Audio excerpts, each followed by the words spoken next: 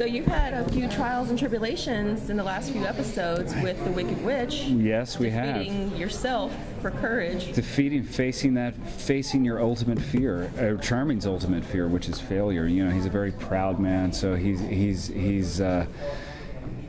doesn't admit failure or being frightened very easily. So he had to face that, and I think, you know, once he did, it gives him a sense of freedom, and what he kind was of it fears like shooting that scene, though? Amazing. That was it. We were shot by one of our great directors called Ralph Hemmicker. I had to play both. So it kept switching back and forth, but it was a great, you know, opportunity to be able to do that. Because it's so weird when sides. you see it. It's like you were basically holding your own neck. Yeah. It's a very intense scene too. Thanks. I mean, that's what we were hoping with it. So it was great to, you know, to play that side of it, and what would fear look like, what would failure look like personified in Charming. So that's what we were going for. Excellent job. Thanks. The original Wizard of Oz story had a cowardly lion who lacked courage. Yes. Is this a purposeful parallel? Well, I was hoping they'd write me the song. I was hoping I could come out and sing the song. But yeah, I think it's absolutely a parallel, for sure. You know, she's taken his courage, or in essence of his courage. I think he got it back in the end. But she still has it. It's got a heart. She's got Gold's brain. So what else does she need? You know, she's taken his mind. She's like, you know, Gold is like her puppet. So she needs all these things, all these ingredients for something really, really nasty that's going to affect all of us. So let's hope we can stop her. Especially before she gets the baby. Yeah, well, this is the other big thing, you know, and now she's after the baby, and that's obviously not going to fly with Charming or anyone else. So they're going to have to do what they can to protect it. I would love to see her try to take the baby from Snow. Oh, me too. Bring it. Yeah. Snow would take her down so quickly. Yeah. Bring it, witchy. Well,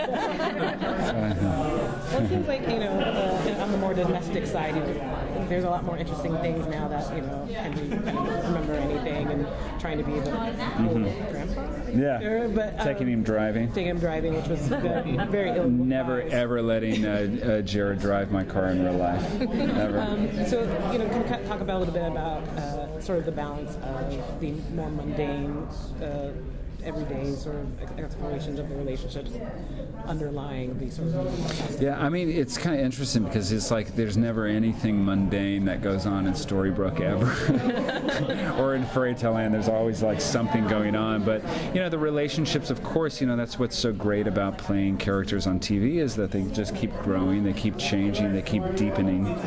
And particularly, you know, with you know, Henry not knowing who anyone is, not knowing that David and Mary Margaret are his grandparents and that they have this history together, you know, is I guess it's a little bit hurtful to David and Mary Margaret, but they know the deal. You know, they've dealt with curses before a couple times, so they're going to just wait it out and see what happens, and as they always do, as these heroes always do, try to fix it and try to make it better and try to get everybody to their happy ending. So again, you know, like we saw in the first part of the season with Neverland, everyone's going to have to pull together, and every, you know, villain and hero alike are going to have to come together to try to defeat this wicked witch. So as Emma's father, what do you think about Hook trying to make the moves on her? You know, as a father of anyone, you know, particularly a girl, he's never going to be happy with anybody, regardless. You know, regardless. I mean, I think he would probably rather her not end up with a pirate, but he's not going to be happy with anyone. So at the end of the day, it's going to be her choice, you know. And I think, you know, Hook is obviously, you know, he sways a lot back and forth, whether he's good, whether he's bad, you know. And I think he's seen good parts to Hook for sure, you know. In Neverland, he helped save David's life. in Neverland. And he's seen the good side to him. And David's no fool either. You know, he says in the speech, was it the second season or this season? I can't remember now. Where he says, "We are both," you know, to the town. We are both our good experiences, our bad experiences, and that goes to the same. We're both our good parts and our bad parts. And no character in Once Upon a Time is completely bad or completely good. There's always circumstances that lead to the other. So, you know, all he wants for her is to be happy. He's never going to be happy with anybody, though, regardless who it is. Are the characters going to debate whether or not to just tell Henry what's going on? Because he's got to start to wonder at a certain point. I think so, and I think he is probably starting to wonder, and I think, you know, but they know that wouldn't be the way to do it, because they would just look at him like he's, you know, he would just look at everybody like they're crazy. But I think that's going to come to, that will be resolved at some point soon for everyone. Yeah. And of course, sorry, I'm just rambling right now. And in the next couple of episodes coming up, particularly 19, we're going to find out about this curse. We're going to find out who cast it and why it's affected everybody, why this missing year has happened. We're going to find that out. There's a decision back in Fairy Tale Land that Regina, Snow, and Charming make that affects everyone. So we're going to find out some major information in the next coming episodes. Sorry. Well, I had a question related to that. Are we going to find out more about that year that they're missing? Yeah, absolutely. We'll find out more and more. We're going to find out who cast it, who cast that curse, finally. Yeah. Episode 19, 319, we'll find that out. So not this Sunday, but next. Yeah. What can you tease about tomorrow night's episode? Again, it's watching more of this wicked witch and Zelena and what she's up to in Storybrooke and how it's affecting everyone and what everybody's going to do about it. We're trying to figure it out, so we're trying to get to the bottom of it and trying to figure out a way to stop it. There was one particular scene, I think it was maybe 2 or 3 episodes ago, where you go into the nursery and you're like, you can't believe the nursery's already built. The dream sequence, and then it becomes really dark. And the way that you looked at Emma when she was going through that, you know, it was awful. So what did you draw from that? Because you had the look of terror on your face. Well, I think it was that. It was that whole, you know, that whole idea of him failing her, and there she was, all grown up, dressed as a princess. The first time we had ever seen her in a princess outfit, you know, and that's everything that he ever wanted for her. That's, you know, he wanted her to grow up in the Enchanted Forest, in the castle, and have that life as a princess. And there she was, standing in front of him, and she was going to a ball, and he was teaching her how to dance, and it was like this moment where he could be her father.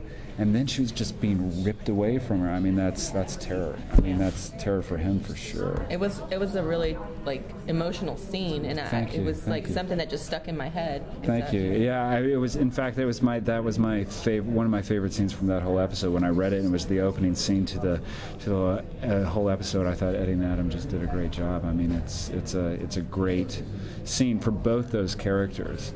Even though it was a nightmare. To have those characters have that moment of the thing that they've always wanted, family and a daughter, and to be a father, and to have that moment, and then to have it literally ripped away from you. It was a great scene to play. Yeah, because in a lot of the episodes, you know, you see Mary Margaret and Emma have really heart-to-hearts and, you know, really emotional, personal scenes. And when we see Emma and David interacting, it's more, you know, we got to get this done, we got to do this, we got to do that, and there's not really like that emotional connection. So when I saw that, it was, you know, one of the yay, finally, you know, dad can be dad. Yeah, thank you. Yeah, I think it was a great scene and great to play. With so many flashbacks, and now with the Forgotten Year, how do you keep the timeline straight in your head? We have a script supervisor that keeps everything straight for us. I mean, we you know, I keep my own kind of log of what, you know, what's happening and what's going on and where I am at any given time.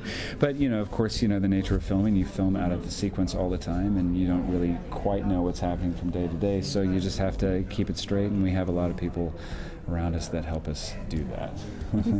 With the baby coming, I think they touched a little bit on Emma's reaction to them having a baby. Yeah. Are we going to see a little more of that, how she feels about Absolutely.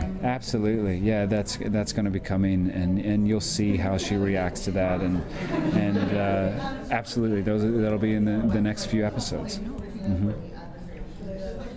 particular Disney story you'd still like to see covered on the show? Oh, I mean, I don't know if I can tease this or not, but all I'm going to say, and I'm really excited about it, is the finale of this season.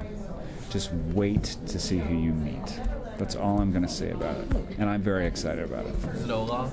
Can't say, but possibly.